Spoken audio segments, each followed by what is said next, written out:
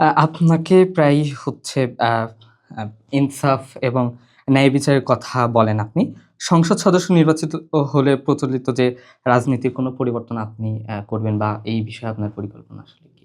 আসলে ন্যায় বিচার কায়েমের কথা কোরআন শরীফের ভেতরে ৪০০ জায়গার উপরে পেয়েছি আমরা।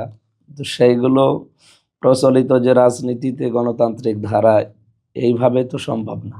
জামায়াত ইসলামী বাংলাদেশ এই ধারাটা মাধ্যমে রাজনীতি করে সামনে ক্ষমতার মসনদে বসার পর আল্লাহর কোরআনের নবীজির হাদিসের নিয়ম নীতি দিয়ে যে সমস্ত ইনসাফ আছে ওইগুলো আসলে কায়েম করতে চায়। তো আমাদের এই সমস্ত দেশগুলোতে ইসলামী ভাবধারায় একবারেই খেলাফত কায়েম করা সম্ভব না। এগুলো ধীরে ধীরে যাওয়ার নিয়ম। কোরআনে আল্লাহ ওই পদ্ধতিটা আমাদেরকে দিয়েছেন। সূরা বাকারায় যে মাপ চাওয়ার পদ্ধতি আমরা যে জেনেছি রব্বানা লা তুআখিযনা ইন নাসিনা আও আখতানা, এই যে এখানে ৩টা পদ্ধতি আছে। এরপরে মদের বিষয়টা আমরা জানি যে মদ হারাম একবারে হয়নি, এটাও ধাপে ধাপে প্রায় ৩টা পর্যায়ে এসেছে। ইসলামকে আমরা যদি ন্যায় বিচার এবং কল্যাণকর রাষ্ট্র এই দেশে প্রতিষ্ঠা করার জন্য চেষ্টা চালাই তো একবারে সম্ভব না। ধীরে ধীরে আমরা যেতে চাই। প্রথমে কিছু বিষয় সংশোধনী আনা লাগবে। শিক্ষা ব্যবস্থায় পরিবর্তন নিয়ে আসা লাগবে, কর্মমুখী শিক্ষা এবং মেধার মূল্যায়ন করা লাগবে। এই জন্যই তো এই দেশটা দ্বিতীয়বার স্বাধীন করার জন্য যে স্লোগান ছিল মেধা না কোটা,